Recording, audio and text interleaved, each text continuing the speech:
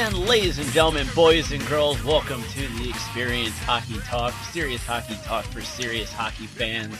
And this is Mike, as always, because, well, somebody's got to host, record, and do all the editing. So, and of course, joining me this week, yes, it's a Steve-less week. He has to work at the ice rink, and Shaggy's on his way to Nashville right now for the NWHL All Star Game. So who better to bring on the show than our own NWHL insider, Mr. Nate Oliver. Nate, my friend. How you doing, Michael? Thank you for having me on board. How you Always been? A pleasure. How you been? Doing well. We've had some crazy weather here in Buffalo. We went from blizzard and minus 20 or minus 30 wind chills, and then we had 60 degrees, and now we're down to 20, all within a week's time. We've had freezing rain and pretty much anything you can name weather-wise we've had in Buffalo within the past week. So in addition to battling all that, I'm doing pretty well. Hey, well, I gotta say one thing about the weather. You can't touch Maryland because Maryland can get all 4 seasons in one day. I believe it, but you make your way up to Buffalo at some point soon, so we can hang out. But I think you'd be impressed with how it is here. I've driven through Buffalo once before, when I was on a family vacation to Toronto and Montreal. Mm-hmm. And like I said, it was just a drive-through, but I did sit to see the HSBC Arena. Mm-hmm. And that was pretty cool. Yep. And that was about it. Well, it's definitely, from a hockey standpoint, it's definitely a hockey town, and I think we do a good job of living up to our nickname of the City of Good Neighbors, because most people that you meet around here are rather kind and will have your back. They'll watch out for you and they'll welcome you. Will they try to hit me with a car when I'm going for the crosswalk? That shall not happen. I can't guarantee it, but I highly doubt it will happen. There's a reason why I mentioned that, because it almost happened before this recording. Ladies and gentlemen, Maryland, if you live in the state of Maryland, it is state law to let the pedestrian go through the crosswalk. They have the right of way. I almost got hit twice tonight. Amazing how people don't always pay attention to that, even though it should be common sense that you let people cross the streets. Most people don't see, I shouldn't say most, a fair amount of people tend to forget that or ignore it. I think they just ignore it. Yeah. I don't think they forget. They just don't do it, you know. But, so this weekend, tomorrow, we have the NWHL skills competition. And Sunday at 2 p.m. at Bridgestone Arena, we have the NWHL All Star Game. A couple minor changes to the rosters because of national team call-ups. Nate, why don't you tell us about some of those changes? Well, I would say the biggest one, Michael, would have to be Miri Reirden of the Connecticut Whale. Of course, she is a goaltender for Team Finland. That's her national team.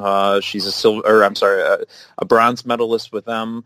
And is one heck of a goaltender. I think I've said it before on the show that if it were not for Noora Ratu, who plays in the CWHL, has pretty much been the face of Finnish hockey for decades now, since '06 in Torino, Miri Reirden would certainly be the top goaltender for the Finns. So because she has joined up with the national team in the meantime, Katie Burt is on board and is going to take her spot. And the funny thing with that is that Katie Burt probably could have been named to the All-Star game regardless. But you know, the league as it is so thick and deep with fantastic goaltenders. So the fact that you only can send a few to the All-Star game, you know, it kind of maybe hinders things right there is for everybody getting a shot, but it is a good opportunity for Katie to go, and great for Miri as well, too, to be with her team. Right. Now, have they, I haven't been able to keep tabs as closely as Shaggy has, who, as I mentioned, is on his way to Nashville right now to cover the events for Txht. Have they announced the skills competition, who's participating in which event yet? Yeah, they have, and we can, if you'd like, we can go through that. The one that there's two that I enjoy in particular. The one that's probably my favorite would be fastest skater competition. And they've broken it down between the two different teams competing against each other. So you have Team Zabados for Shannon Zabados, the goaltender for the Buffalo Buttes, and you have Team Steckline for Lee Steckline, a defender for the Minnesota Whitecaps, and also one of the gold medalists for Team USA from Pyeongchang. So when you're looking at Zabados' team for fastest skater, she's got Michelle Picard from the Riveters, Amanda Pelkey, Lexi Bender from Boston, Kendall Coyne Schofield, which should be no surprise there after what she did with fastest skater at the NHL All Star game. That was so awesome. Oh my gosh, yeah. I mean, she really, just watching her, I think if you're a fan of hockey in general, I don't think anybody, if you go on social media, whether it's Twitter, if you go onto YouTube even, you had to watch that at least twice, if not. I mean, I think I probably watched it myself 10 times because it was that fun to see her go at such a high pace and such high speed. Just fantastic. Well, not like that, but I think it's also because, I watched it like 10, 15 times just like you did. But I think it's also just because, we cover the NWHL.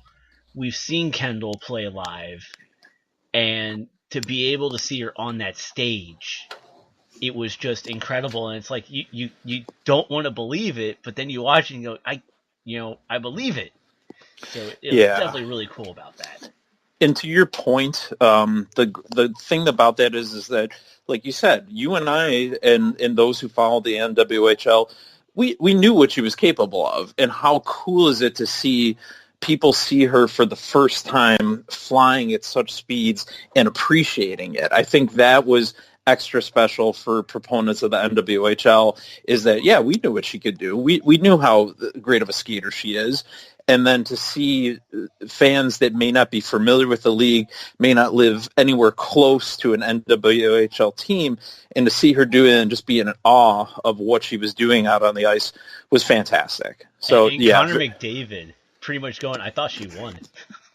Yeah, yeah, he was, and you could see Patrick Kane. I remember seeing him on the bench watching, being just so enamored and so excited for her, and it was great the response that she got as she finished the competition and the support that she got from the other players, let alone the fans and the media personalities that were covering it. I mean, everybody was just totally, genuinely impressed. So it was fantastic. Oh, yeah. And so, so that's the Zabados team that's going to be doing fastest skater competition. And they're going up against Steckline's team with Lisa Chesson, a defender for the Buffalo Buttes, actually a Minnesota native, an Ohio native, and then 3 players from the Whitecaps who are Steckline's team. So some of her teammates are in the fastest skater competition: Jonna Curtis, Katie Schipper, and Ellie Thunstrom. So that in itself is going to be really, really exciting to see take shape. I will say there's one thing that I'm disappointed about, and it was just because I'd like to see who's actually faster, Kendall or Kristen Lewicki for the Metropolitan Riveters. Lewicki's nickname is Wheels, and they call her that for a reason because she is lightning quick. And I was really hoping we'd have a chance to see the two of them square off, but Lewicki was not named to the All-Star team this year, so maybe next season or sometime going forward, but that would have been a cool one to see.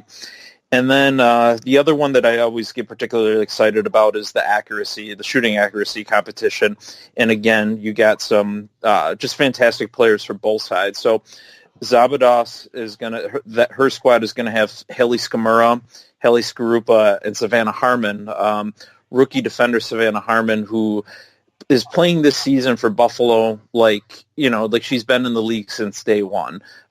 You wouldn't think at all that she's a rookie, but she has just been lights out in terms of her confidence and how well she's fit in with this league. Really no adjustment period for her, noticeably, for anybody that's watching. She's just been fantastic. And for Steckline, she's going to have Hannah Brandt, Danny Cameronisi, and Emily Falzer with shooting accuracy on her team. So just, again, the premier players in the league, super exciting, and it's a lot to be pumped about right now. All right. And then going into this All-Star game itself on Sunday at 2 p.m., which you can watch where? Right on Twitter and off of the NWHL website are the outlets that I usually choose from when I'm streaming a game. So that will most assuredly be fun to tune in to check out if you can't make it to Nashville. And the reason I did the quick plug is because I want to ask you this. Sunday, 2 p.m., you can watch on Twitter or on the NWHL website. Who do you think has the edge in the All-Star game? Well, that is tough to say. I think, obviously what you might want to pinpoint, and it's what is being a major factor in regular season play this year, is the goaltending. And the fact that Shannon Zabados, who is arguably the greatest goaltender to ever play in women's hockey. She's a 3-time Olympian, 2-time gold medalist, 1-time silver medalist. She played professionally in minor league with male teams, and she's just phenomenal. So, she's captain one of the teams. Obviously, she'll get her turn in goal. And then when you look over to Lee Steckline's team, Zabados' goaltending partner is opposite on that, Nicole Hensley. So you have the two goaltenders for the Buffalo Beauts facing off against each other. And hopefully, with the way that they do the periods and whatnot, they'll be on the ice against one another at the same time. So that will be especially exciting to see the two of them go against each other. We're used to seeing them on the same squad with Buffalo, and now here's a chance, even if it is just for fun, it's a chance to see them going head-to-head. And I think the fans are going to enjoy that in particular. The other thing that's interesting about that, too, is one of the other goaltenders for Steckline's team is Minnesota Whitecaps goaltender Amanda Levier. And, of course, Lev, not only is she a standout all-star goaltender for the Minnesota Whitecaps, but she's an Isabel Cup champion with the Buffalo Beauts, and she's the reigning NWHL Best Goaltender Award recipient. So she is the other goaltender on Steckline's team. So to have her and Hensley, I mean, you want to talk about an all-star team, that is very much an all-star goaltending tandem right there. And again, it's going to be interesting to see who gets the upper hand here between Hensley and Zabados. If you look at the standings of the NWHL right now, the Buffalo Beauts have allowed the least amount of goals through the regular season thus far. In their 13 games played, they've only allowed 18 goals. I mean, that's just unbelievable. And not that Amanda Levier and Julie Friend and for the goaltenders for the Whitecaps have played poorly, but, just to look at the difference of it. So the Whitecaps have played 14 games. They've given up 32 goals. The Beauts have played 13 games and have given up 18. I mean, it's just lights-out numbers by Hensley and Zabados, and I think that those are going to be the major deciding factors. The goaltending is what it's really going to come down to on Sunday. Now, you mentioned the goals against between Minnesota and Buffalo. Do you feel that maybe also that contributes to that is also the structure in front of the goaltenders? Oh, most assuredly. I had a chance earlier this week to touch base with a player who is not going to be at the All-Star game. We're talking about Amy Schlegel, who's a Whitecaps defender. She's in her rookie season, and she's a defender for them. And both squads, both the Beauts and the Whitecaps, here they are, these teams that the preeminent teams in the NWHL. Many feel that either one of them is going to be the Isabel Cup champions, and part of the success for their goaltenders is the defense in front of them and their forwards that are so good at playing both ways on offense and defense. So I would say that most assuredly. And so here's a defender like Amy Schlegel. Has played a great rookie season so far. She actually leads the Whitecaps in penalty minutes this season, but she's got a pair of goals, pair of assists through the 12 games that she's played. She's played in 12 of their 14, and she didn't even make the All-Star roster. So you look at the different squads, and we'll focus on Minnesota for example. So right now they have both of them. Both they and Buffalo have 8 players each that were brought to the All Star game. You look at Minnesota; they got Hannah Brandt, they got Jonna Curtis, Ellie Thunstrom, Katie Shipper, Amanda Boulier. Talk about defense right there. Here's a player that was arguably the best player for the Connecticut Whale last season. She ends up signing with Minnesota this year. She's got a howitzer of a shot, and she actually is competing in hardest shot competition. I wouldn't be surprised if she wins it. And then you got Kendall Coyne Schofield. All these great players that are so sound defensively. Not even mentioning what they can do on offense. But yeah, to your point, the defense in front of the goaltenders, you can't say enough about how solid it's been for both Buffalo and for Minnesota. Right. Now, with the All-Star break, a lot of us view this as the halfway point of the season. NWHL, they're a little past the halfway point. We're more at like the 3/4 of a way through the season at this point, I believe, because it's like, what, 18-game schedule? 16, so we're 16. we're really into the home stretch. Oh, wow, we're really into the home stretch now. So with that, I thought it was 18. I don't know why I thought it was 18. Let me yeah. No worries. But no, they got again. Amy Schlegel was saying she's got 2 games remaining in the regular season. And so they played 14, so yeah, that would be equal 16. Look at that, we can do math! Yay! Yes. but okay, so we're really like 7/8 of the way through this season then, with the All-Star break. So now this is the time where, like with your article with Amy, you're focusing now on the NWHL playoffs. Yes. Who, if you're like one of these top teams, do you want to have that first round bye? Because I think that's how that's going to work. Yeah, you're correct. So the way that the structure works is whoever finishes in first place gets an automatic bye for the first round. The second and third place team then face each other in an opening round, and the fourth and the fifth place team face each other in an opening round as well too. And when we say round, it is just a single game. It's not a series. In fact, the whole playoff structure is based on individual games and not series. So if you get that top overall seed, yes, you have a bye for the first round, and then furthermore, you will play the winner of whoever is the winner of the fourth or fifth place game. So it's not like, you get the bye and then you got to play either the second or third place team. You're still getting the advantage of playing one of the lower seeded teams and conceivably, a lesser team than whoever finishes at number 1.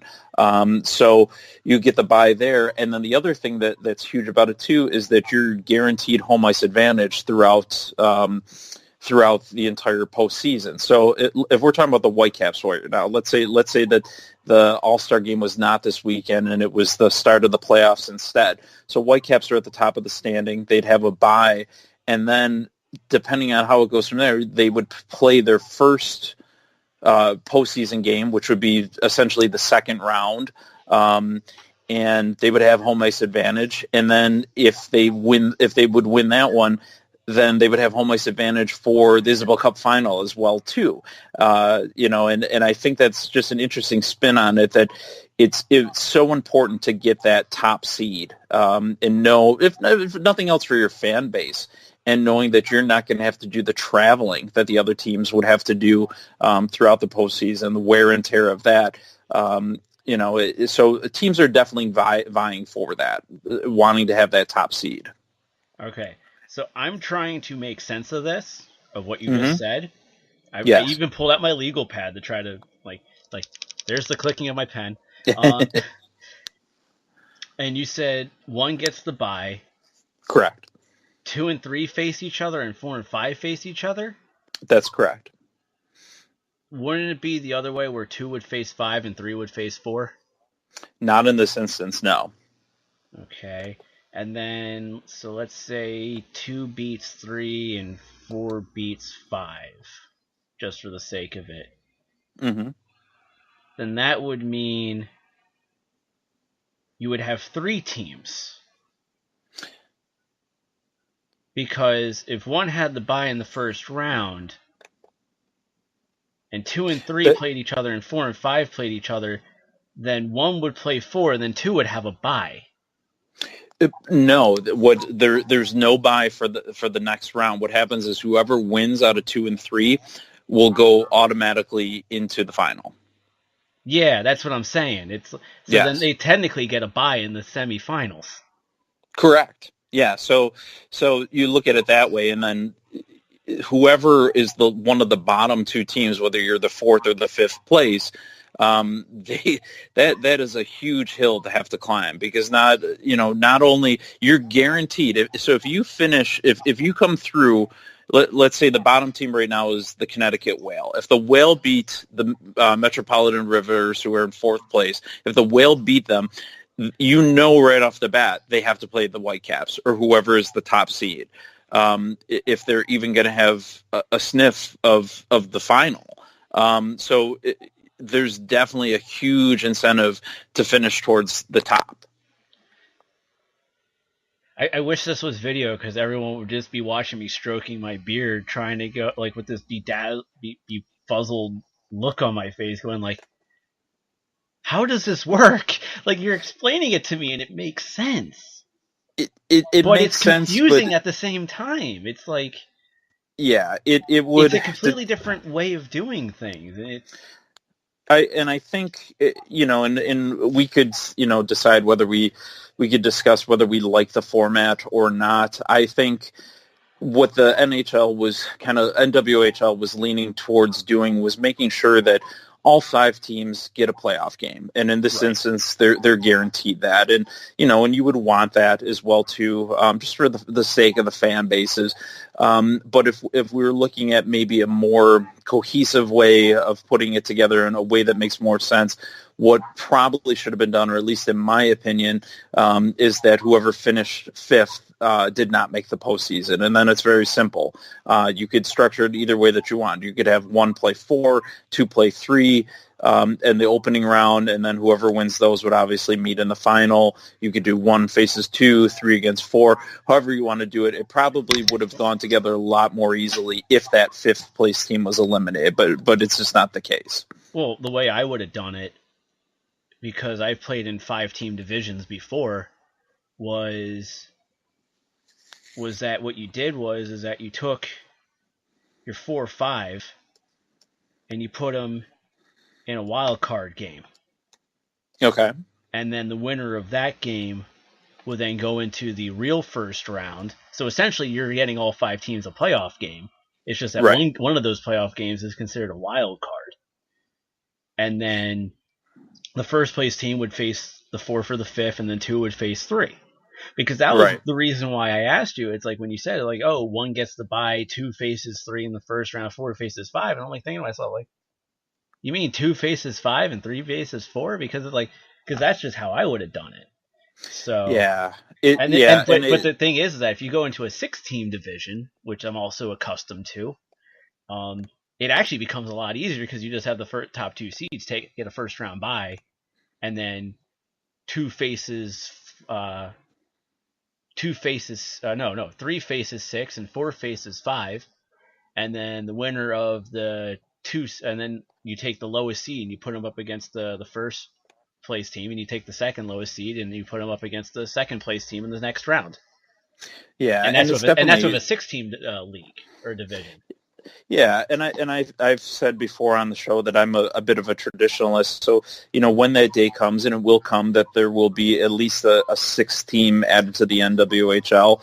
I guess I would like to view it when we had the original 6 in the NHL, is that the bottom 2 did not make the playoffs. And I think that, I understand, yes, we want to be conscientious of fan bases and fan support, and a playoff atmosphere is always a blast and fun, and you want each of the markets to have that and experience that. And again, I think that is really what has driven this particular playoff format. But, from a hockey standpoint, I don't know if it makes the most sense. So basically, if you're the 2nd or the 3rd place team, whoever wins that series is automatically in the final. And if I'm the first place team, I'm going.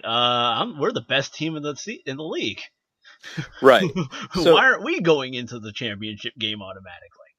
Right. And so, yes, and that makes it even funnier to contemplate, because even if you're the top seed, sure, you get a bye per se, but are you really getting one? Because either way, it seems just a means of postponing that you'll face either the fourth or fifth place team. Yeah. Because you're going to have to play them regardless. It's making sure that your bye isn't essentially a bye. You're just playing later, I guess would be the way that I would put it. Yeah, it's my brain hurts. Yeah, mine does too. It is as simple a concept as it is. It's a hard one to get around, but there are some benefits to it too, and that's the main takeaway of it. Going back to your original question, is why you would want to be that first place team. Yes, you don't. Maybe you can stave off elimination for another day. That's part of it. So you know that you're going in 5 teams. You get to sit on the sidelines while 2 of those teams get eliminated. And then probably more importantly to the actual hockey structure of it is that you're guaranteed home ice advantage for the entire playoff run, no matter who your opponent is. You're going to have that home ice advantage. So again, we're talking the Minnesota Whitecaps. Whoever they would play after they've had their quote-unquote bye, they're going to face at home. And it would be the same if they win that game and make it to the final. And the way I look at it is that between Buffalo, Boston, Connecticut, and Metro, those teams have gotten by through the first 3 years of the league rather easily, just commuting to one another. Whether, for the most part, they've traveled by bus. I mean, that's pretty much been what it is, and it's not that taxing to go between cities. But if Minnesota finishes at the top of the standings and has that home ice advantage, everybody's going to have to make the trek out to Minnesota. And in every instance, teams have flown out there. And you worry about things, missing equipment, something getting damaged on the way. These little things that, you don't want to think about and don't worry about are stuff that happens just as a natural part of traveling. And, if Minnesota gets that, it's just one less thing that they got to worry about. They don't have to make that journey. And I think that's what they're shooting for. Let's say they don't finish in first place, which could conceivably happen, and they get either the second or third place. Well, in most instances, they're going to have to play on the road. Even if it's not in the first round, if they were the number 2 seed and played number 3, they would have home ice. But if they made it to the final, then they're going to have to play on the road. So it's just nice to not have that worry if you were to get the number 1 seed. Now, last question for you. Sure. Because you cover the Buttes, you know the Buttes intimately. If you're the Buffalo Buttes, who do you not want to face in the first round of the playoffs? I would say Minnesota, absolutely. And let's say they get the bye and you don't have that option. Well, then second best would be the Boston Pride.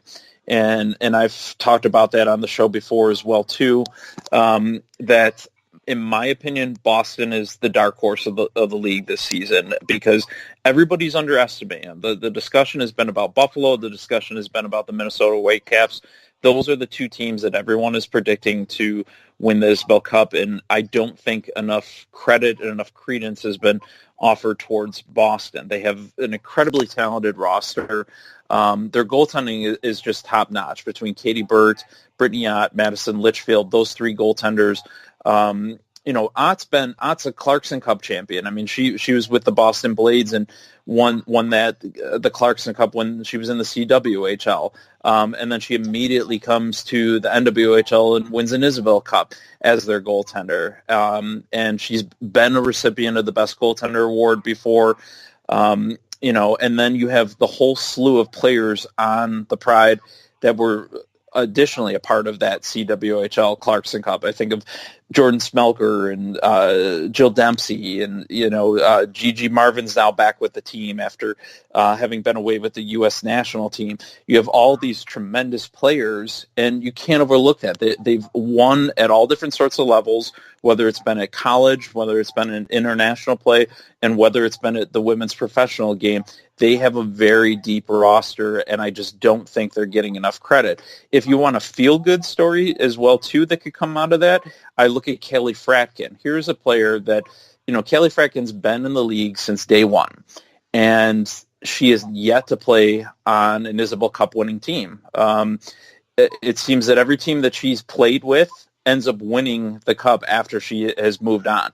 So she started initially with Connecticut, and we know they haven't won it yet, but then she spent a season with the Riveters, and they win the cup. She spent a season with the Pride, and they've won a cup. Everywhere she's gone, it seems that she just misses the mark on the season that she's with them. So if there's a particular player that I would root for Boston, it'd be for Kelly Kelly Fratkin, and hope that she gets her name on the cup. So I think, that can be incentive for players right there as well, too. We got this player who's been in the league since day one. She hasn't won it yet. Let's win one for her. And I don't think that factor should be underestimated either. Oh, you got to love those stories. For sure. I mean, and Fratkin, she's a tough player to love. Because she's the all-time leader in penalty minutes for the NWHL. She plays a very physical game, very robust game, sometimes borderline between legal and not legal. But she's a very tough player to play against, and a lot of opposing players don't like going up against her. The one team that she has not played for is, of course, the Buffalo Beauts, and she's been a thorn in their side since the league started. And now, with the addition of the Whitecaps, she can be a thorn in their side as well, too. But she's a very tough player, and I think it would be great. You wouldn't. She's the kind of player that you wouldn't want to see her retire without having won a cup. Right.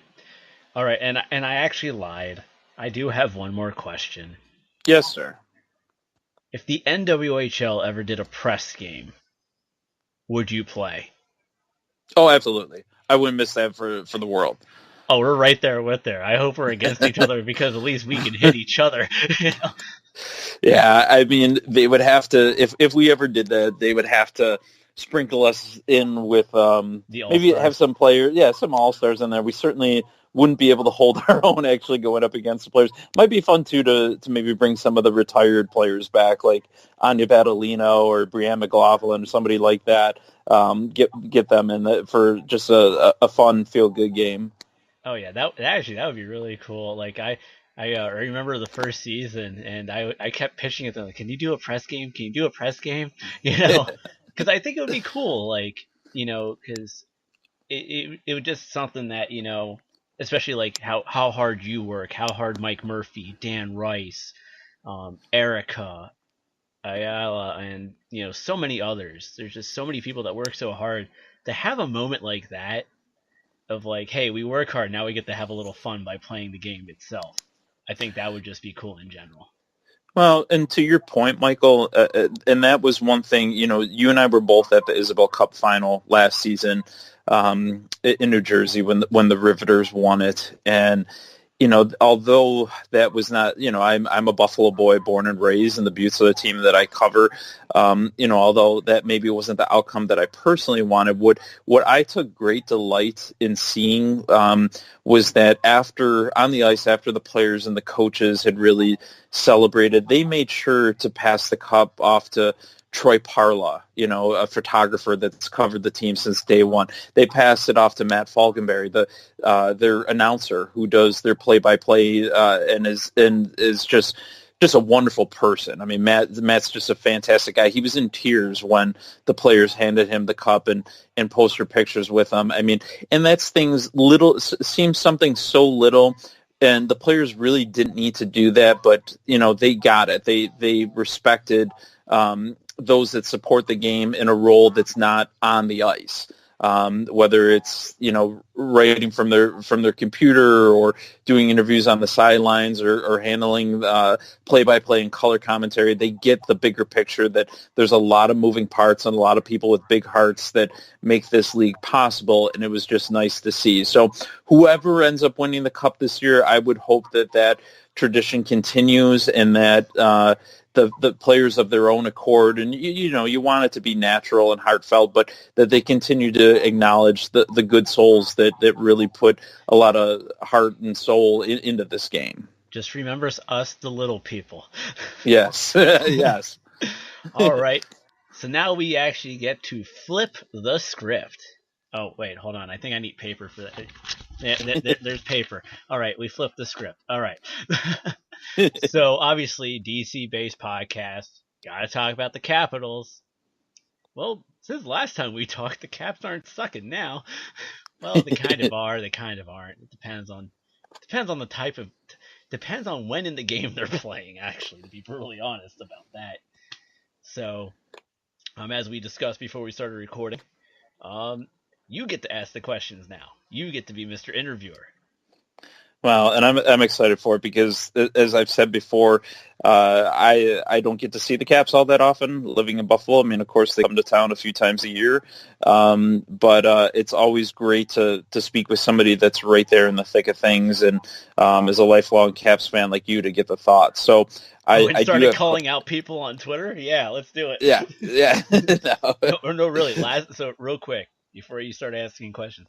Last night on Twitter, I probably should have done it on my personal account, but I did it on the Txht one because I kind of realized that, like, we need to get more followers on the Twitter account. Mm-hmm. And there was a couple things that happened in the game where the people were booing, which they shouldn't have been booing. For instance, the referee blew the whistle quickly, and then when that happened, Backstrom got the puck and knocked it into the net, which resulted in no goal. Right. And as we know, in the rule book, there is the human element factor that is put into the rule book. So if the referee is has the intent to blow the whistle, the play is dead. Everyone's like, "Oh, boo, that was bad." And it's like, well, you clearly also hear the whistle right when Backstrom touches the puck. Right. You clearly hear it. And then there are some other things, and somebody tweeted me, but then cowardly deleted their tweet. And I was able to catch the gist. I actually read the full tweet before, and then I was going to try to respond to it, but because they got rid of it, I just responded with, to the person who deleted their tweet, and then I just kind of went at him and I just said, grow up, because that was the big thing. It's like, you guys just got to grow up, like, yeah. and I'm sure you probably don't do like the Facebook groups for the Sabres or anything like that, but yeah, it's very toxic. Yeah. And I think, I don't know, to your point, Michael, I mean, I guess that's why I avoid it. Social media can be a wonderful thing, but it can also be a very poor and crude thing as well, too. And, some harm can come from it. And, it's tough to locate what are the right circles to walk in there and who you should interact with and who you shouldn't. It can be tricky at times, for sure. But I will put out the positive, because as you said, it can be a great thing. Yes, I was kind of going after people because they're fair weather and they don't know what they're talking about. Right. I made a friend in all this. His name is Edward Ford, at Edward Ford 2020. Him and I, we were actually going back and forth. Actually, here's the tweet I'm actually looking at. So the person who replied and then deleted their tweet about the Backstrom goal that was disallowed in the first. That was the right call, too. Whistle blew moment Backstrom touched the puck. Grow up and quit whining. # all caps. Yeah. Guy responded with, what? LOL. I said, man, it's like, people don't like facts. Welcome to social media. But the thing is that him and I kept going back and forth, and now he's actually, when I start playing ice hockey again, he's actually going to come out to one of my games, and he's actually and I'm going to show him what it's like when you're actually in the moment, because it's one thing to be in the crowd, it's one thing to watch on TV, but it's another thing when you're in the moment as either a player or as a coach or as a referee. There are so many factors that take place that a person who's just watching it may not notice it, but we will. And this guy's going to come out, he might actually just come out to one of my stick and shoots, who knows. But, the fact that this is how you grow the game, through education.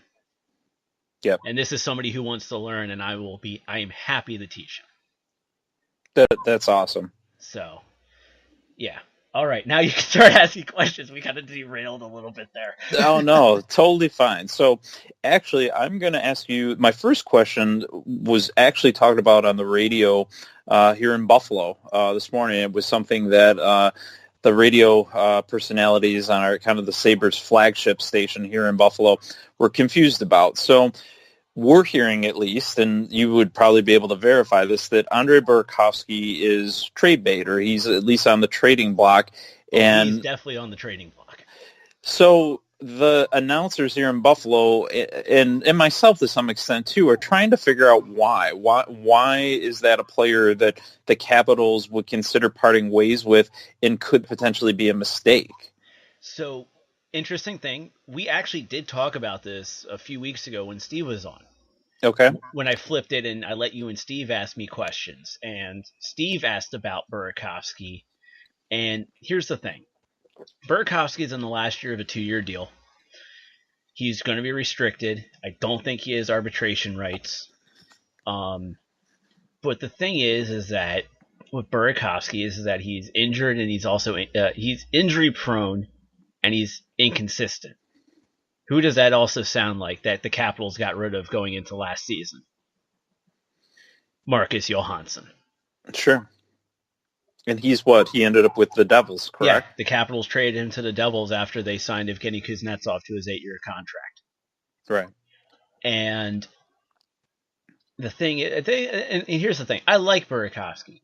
He has talent. But the problem is that there comes a point, like his rookie season was Barry Trotz's first year with the Caps. Right. So Burakovsky's in his 5th season now with the Capitals. There does come a time where you have to say, all right, we've been patient with you for 5 years. I think it's time for you to have a change of scenery. And that's what needs to happen with Burakovsky. He's definitely trade bait. He's definitely on the trade block. I don't think he's actually trade bait for something bigger, but he's definitely on the trade block. And I don't think it will be a mistake because and the reason I say it won't be a mistake is because the Caps have so much depth too.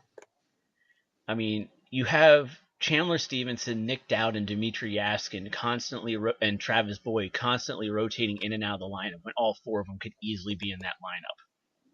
Right. And then not only that, but down in Hershey, you got this kid named Riley Barber and another kid by the name of Shane Gersich. And Gersich can fly. And Barber can play. And so can Gersich. So, and then you also got Nathan Walker in Hershey. So, yeah. So you got 3 guys right there, depths alone. So if you trade Burakovsky, we have the depth to cover it.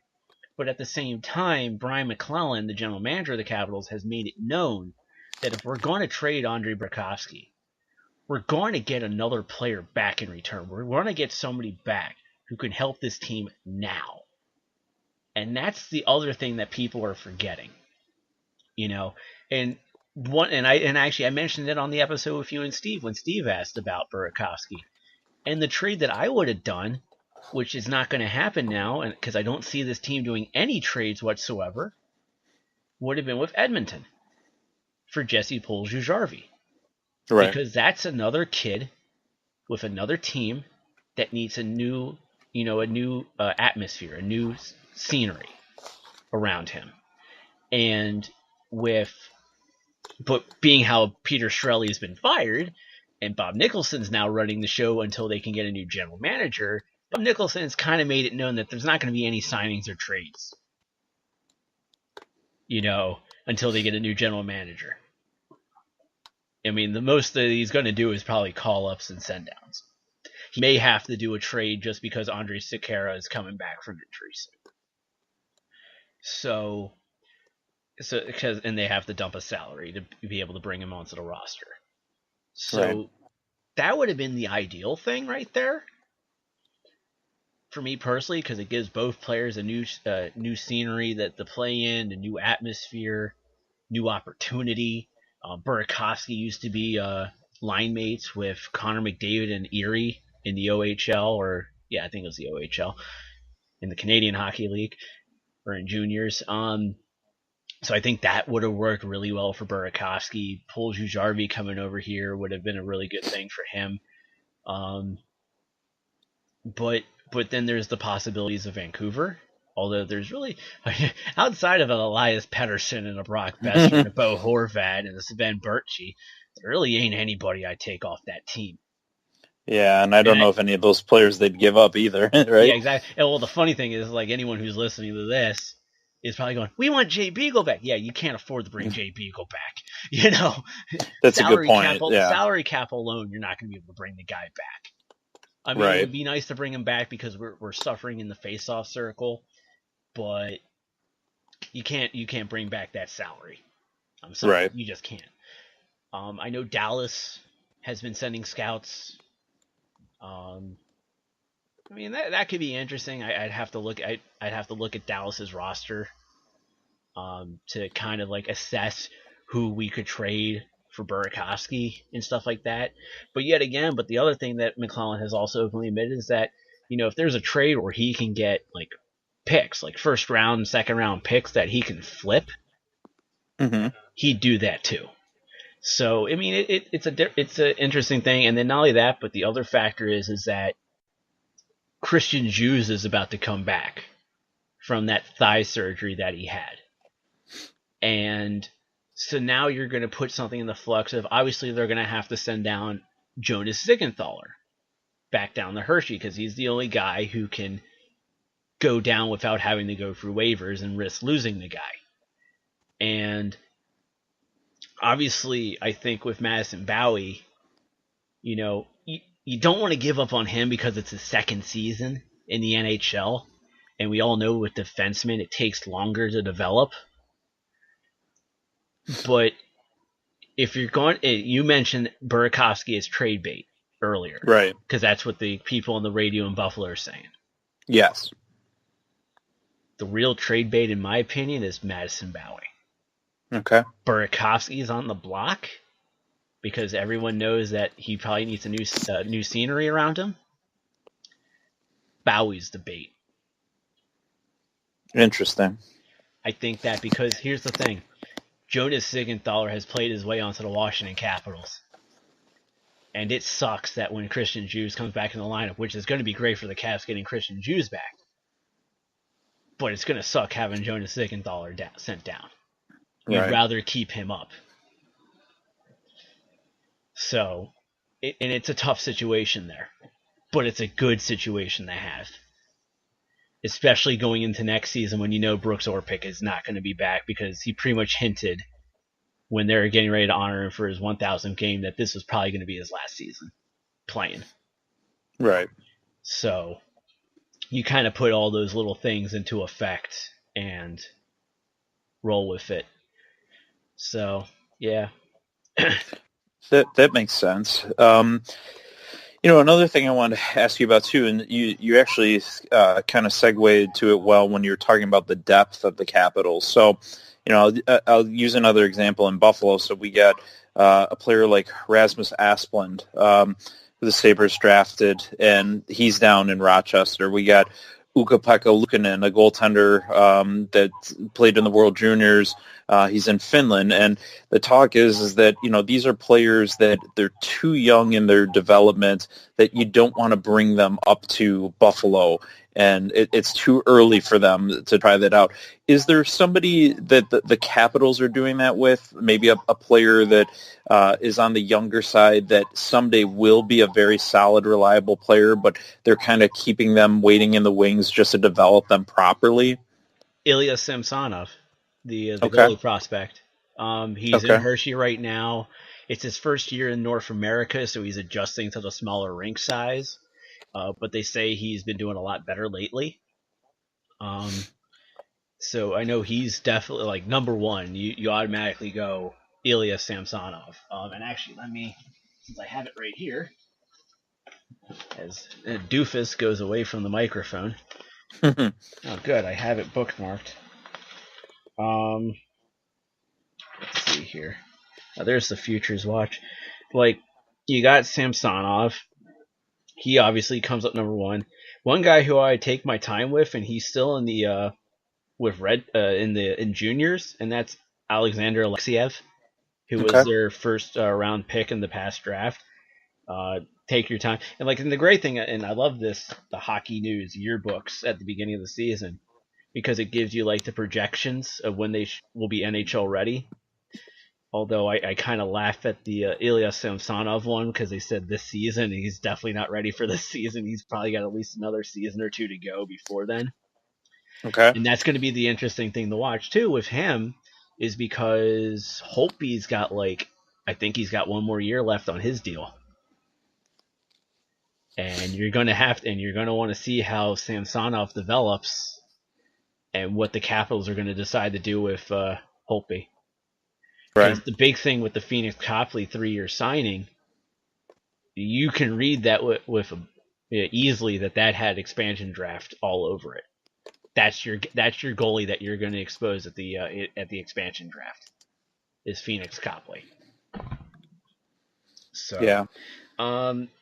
I think Axel Johnson Fallaby, he's back over in Sweden right now. He has a clause in his contract where if he feels like he's not getting enough playing time, or being in Hershey is not beneficial to him, he can go back. He can be loaned to Sweden, and so that's what they did at the beginning of the season. I think what he needs to do is that he actually needs to spend a full season in Hershey. I get why he wants to go back to Sweden, because he's playing with like men and stuff like that. But yet again, you're playing with men and you're playing on the smaller ice surface, and you need to adjust to that style. Right. And if you're not going to adjust to that style, you're not going to be playing in the pros, or at least in the NHL. And then also, and not only that, but you got, like Tobias Geiser, who's a Swiss defenseman, and Lucas Johansson, Ryan Johansson's brother. Look at Okay. that, a little Nashville tie-in. Nice. So, but yeah, those. I mean, everyone you got to take your time with. I mean, looking at, I'm going to look at the defense more than anything else, because Brooks Orpik is most likely going to retire, because Yeah. he's hinted at it. So your D pairing next season on that third pair is now going to be Christian Jews with either Jonas Sigenthaler or Madison Bowie. The way play goes, I go with Jonas Sigenthaler, because he's played a lot better than Madison Bowie has this season. He has played himself in the spots. Like, there was the one game where the Capital, I think, actually it was the game against Nashville. It was the game against Nashville where Nashville blew out the Capitals. And it was like, I think it was like 7-1 at that point or something like that. And Ryan Johansson, it was either him or Philip Forsberg, they were driving into the zone. And Jonas Sigenthaler is like playing him hard. Like, he's making it difficult on the guy, and he's playing stand-up defense against him. And it's like, you're down 7-1 and you're still playing like that? I like that out of a kid. Right. That's what I want to see. So, I mean, and that's why I would put Siegenthaler in the lineup over Bowie. But, it's tough. I mean, those are the tough decisions that thankfully you and I don't have to make. Most assuredly. Yeah. I mean, and, I like my hair. It's nice. It's brown. I don't need the gray. I'm just saying. Just saying. So, again, you talk about, you're kind of segueing nicely into the questions that I do have. So, I just have that habit. You must. It's coming naturally to you. So, you're talking about, people that do have to make those tough decisions. So I want to know is, here is Todd Reirden, his first season officially at the helm. What is your report card like for him? How do you feel he has fared as a coach this season, the head coach? Ooh, that's a good one. So here's the thing. Every team, and I know it's about Reirden, but I want to make this known to all those who are listening. Every team, no matter who the coach, they all go through ebbs and flows. That's number one. The Capitals went through ebbs and flows with Bruce Boudreau. The Caps went through ebbs and flows with Dale Hunter. They went through it with Adam Oates. They went through it with Barry Trotz. And they're now going through it with Todd Reirden. It's the way hockey is.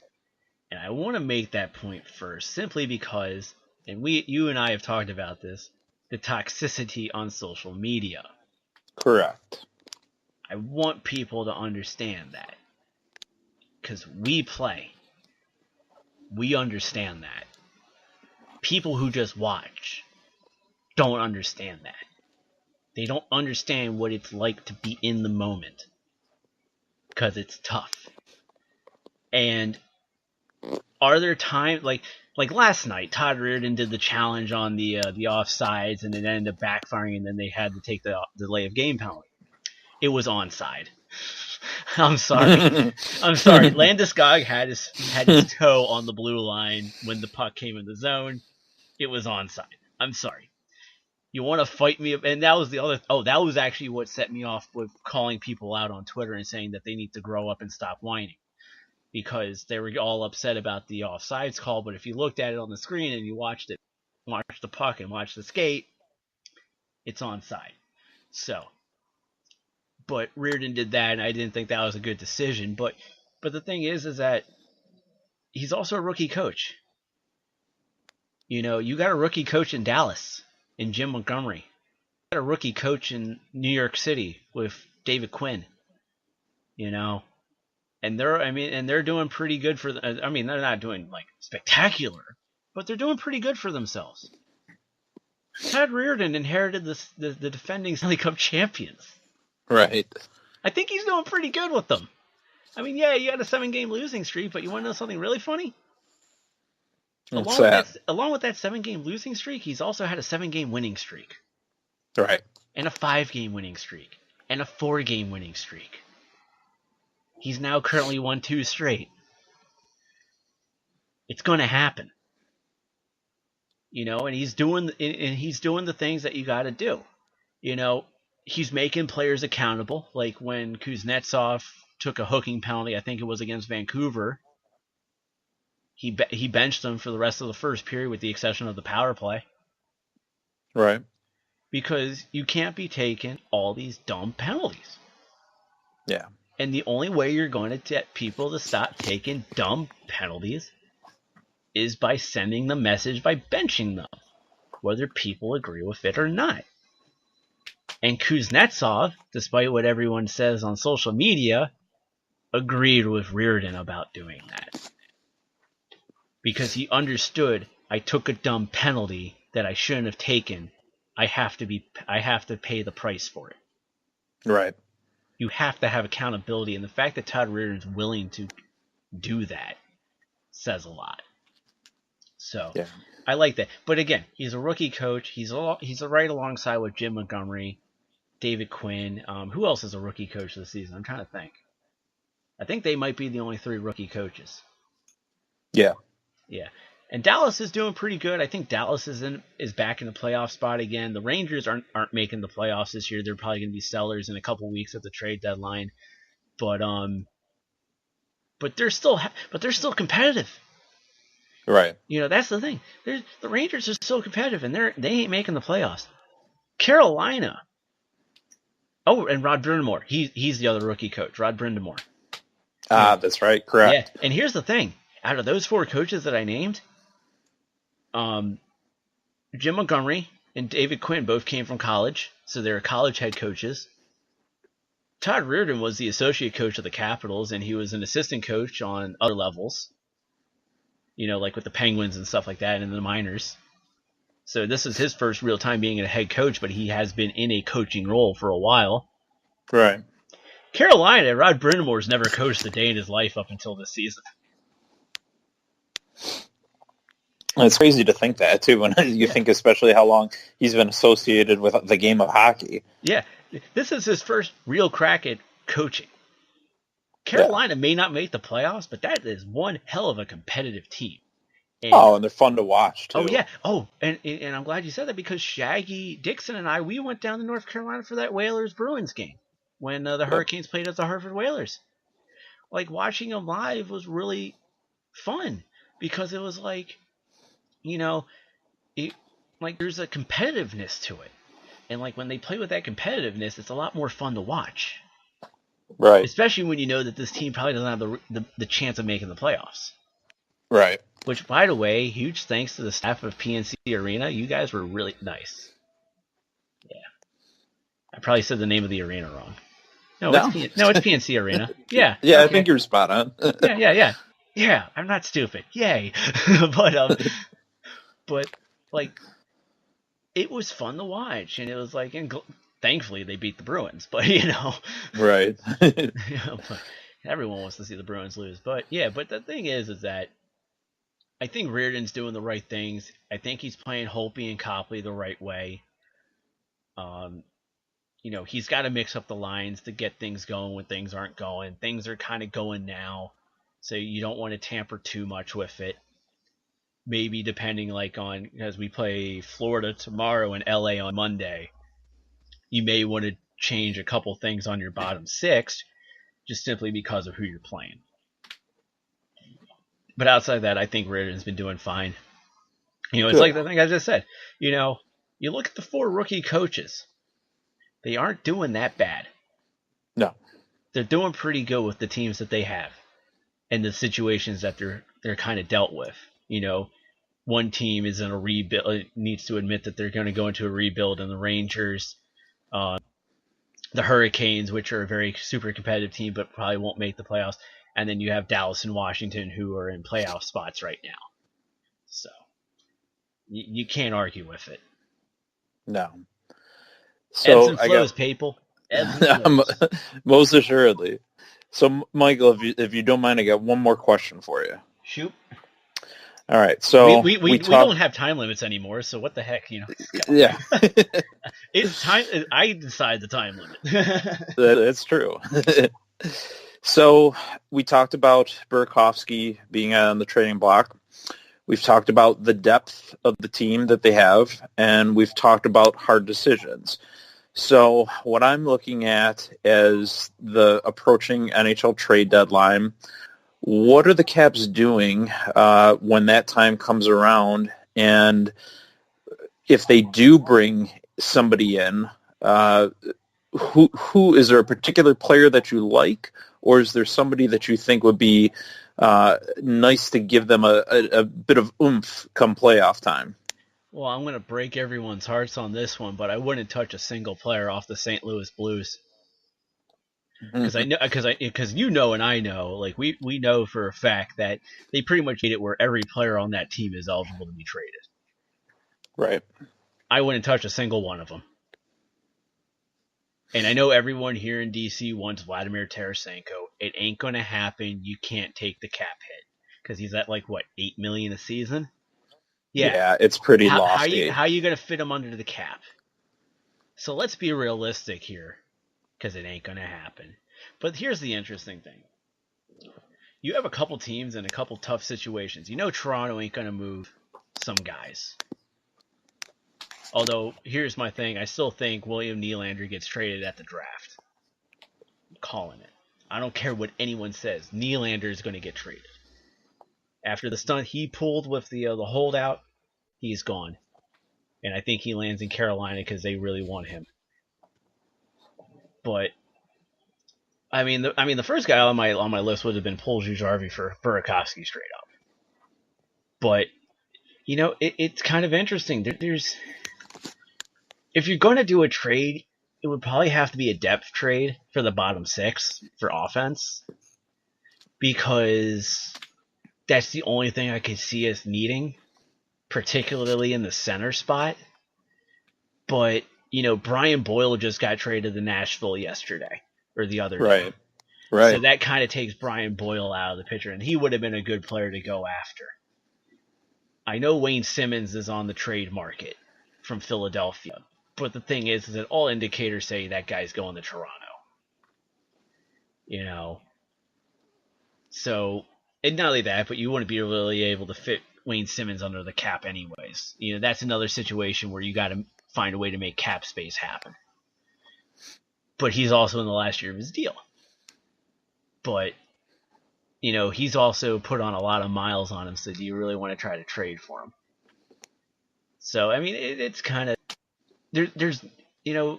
There's no big name that comes out that says, I want to have that player on my team. Or I need to have that player on my team. Because there really aren't that many out there. When you look at how the Caps roster is, it's really just your bottom six really at the center spot that you want to, make sure that you shore up. Right. So it would just be a depth guy, and honestly, you can really go after anybody. And actually, one name that got put out there that some people say would be a good fit for the Capitals would be Colin Wilson. I could see that. From Colorado, who we just saw last night. I could see that. And it's like, yeah, the guy competes. He plays hard every game. He can put up goals when he needs to. He's not going to be a goal scorer, but he can work hard to get some. So it's like, I mean, you can go after a guy like a Colin Wilson, but I wouldn't trade for a defenseman. I think we're set there.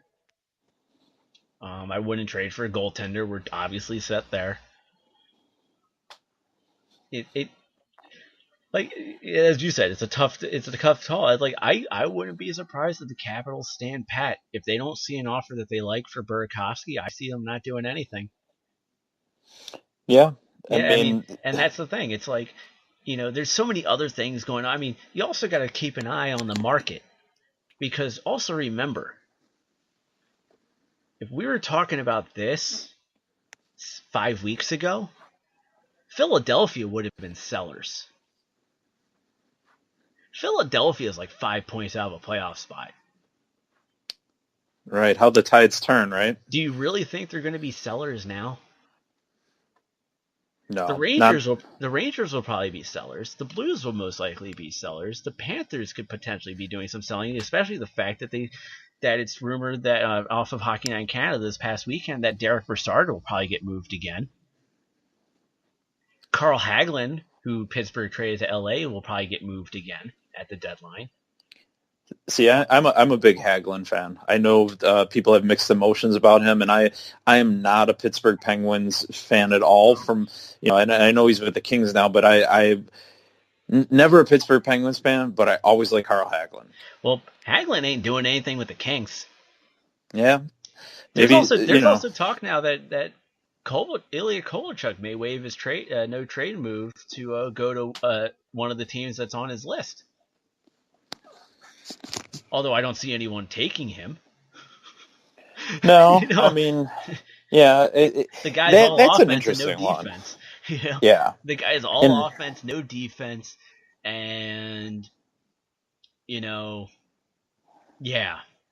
Oh, and he's also not adjusting well from coming back from the KHL, which is like a glorified men's league that doesn't hit. Right.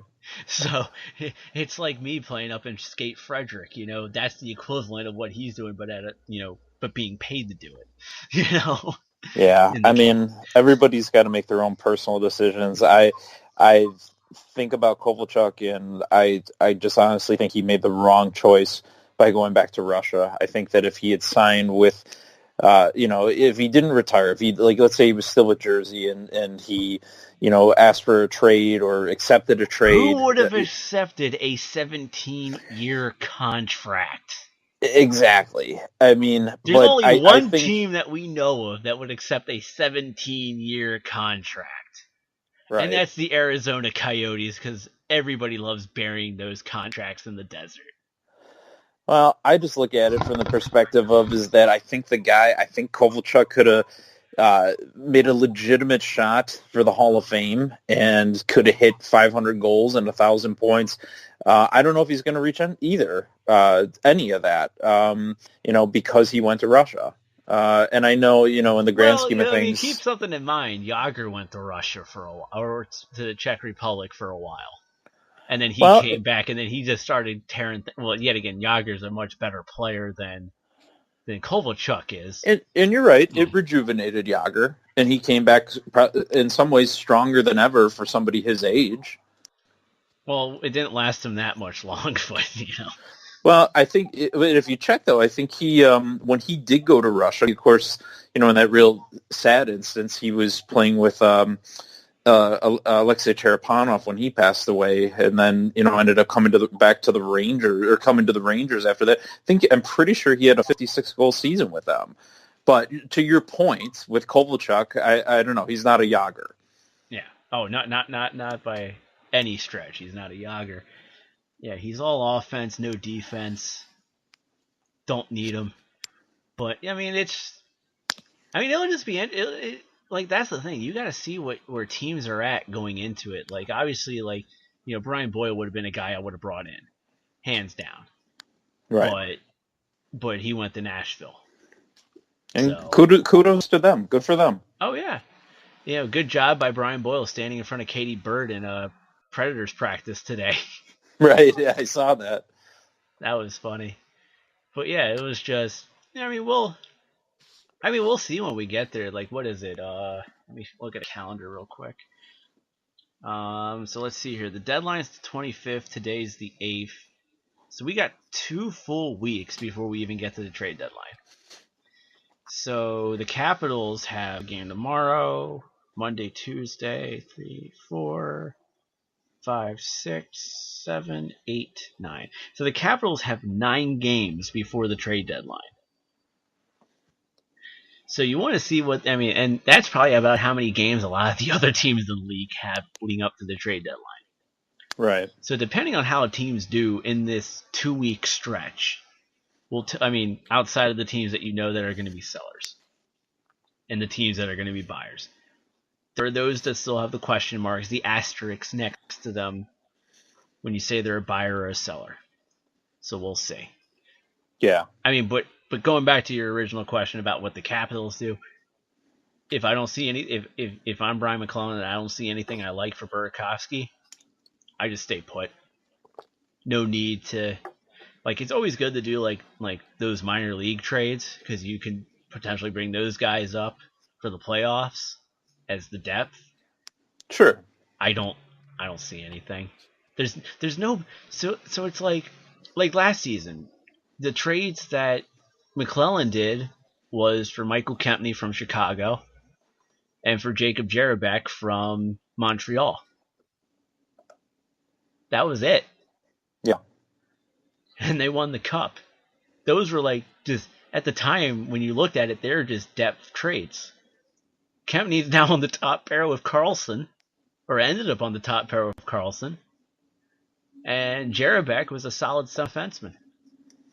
Yeah, and there's no sense in making a trade to make a trade. If you get a good thing going for you, and obviously you guys have the defending Stanley Cup champs, there's no need to make an adjustment if one isn't warranted. Yeah, but at the same time, you also want to make sure that you do the right little tinkers at the same time. You don't have to go make a big splash. Right. Because Michael Kempny, everyone's like, oh, okay, depth defenseman, all right. That ended up being a bigger trade than everyone else thought, So sure. So it's just how it works. Sometimes it's the little trades that do it rather than the big ones. Yep, a little bit of seasoning, right? Yeah, it'll be. But it'll be interesting to see what happens. And not just for the Caps, because obviously, I've already put into work to take the day off so I can. We're going to have ongoing coverage of the NHL trade deadline. Beautiful. Yeah, we're going to have an article that will be updated consistently. We're going to publish it right away and just constantly update it so that way people can hop onto it and just go, all right, that's the update on this trade. Steve Gardner is going to be doing the trade graphics. We just finalized with the I hope everyone likes the graphics that we have for game day stuff, because Steve has worked very hard on getting the trade deadline graphics done. Or prepped. We had to come up with a design on how it was going to look, and then we actually got the playoff graphics made or set up, the format. Very cool. So yeah, that's going to be really nice. So I can't wait to show off Steve's really good work. So, and the next season, because I talked to Steve about it, next season we're gonna get we'll probably do it for the end of the Isabel Cup, but for next season we're gonna get NWHL game day graphics made. Very cool. That would be awesome. So we're gonna take that next step to get that. So like when Shaggy does his stuff, we can actually have like a nice actual game day graphic instead of just posting up the Connecticut Whales logo. So we want to make it look good. Come on, cut us a break. So, all right. Awesome. So are you all questioned out? Yes, sir. Thank you for the opportunity. All right. Well, with that, I get to ask you a question. Yes. Where can the people find you on the social medias? I'm primarily you on see what Twitter. I did there? Ah. Yeah, you got me. You threw me for a loop for a little bit, but I caught on. You can find me on Twitter primarily. I'm at Nathaniel A. Oliver, NATHANIEL, the letter A for my middle initial, OLIVR. Wasn't enough room to fit the E in there, so at Nathaniel A. Oliver on Twitter. Alrighty, and of course, ladies and gentlemen, you can go to txhthockey.com. Our social media stuff is up there, Facebook, Twitter. You can go onto the Twitter account and you can find my personal Twitter account on there. You can give me all your hate mail that you want. I don't care. It's something better than nothing. But yeah, txhthockey.com. Nate, will one day you be allowed to write an article for us as a guest spot? Yeah, I would love to. All right. We'll talk about when I hit the stop record button. Yeah. So with that, Nate, thanks for coming on TXHT. Always a pleasure, Michael. Thank you for having me. And until next time, ladies and gentlemen, we will see you on the ice. The ice. The ice. The ice. The ice. The ice. The ice.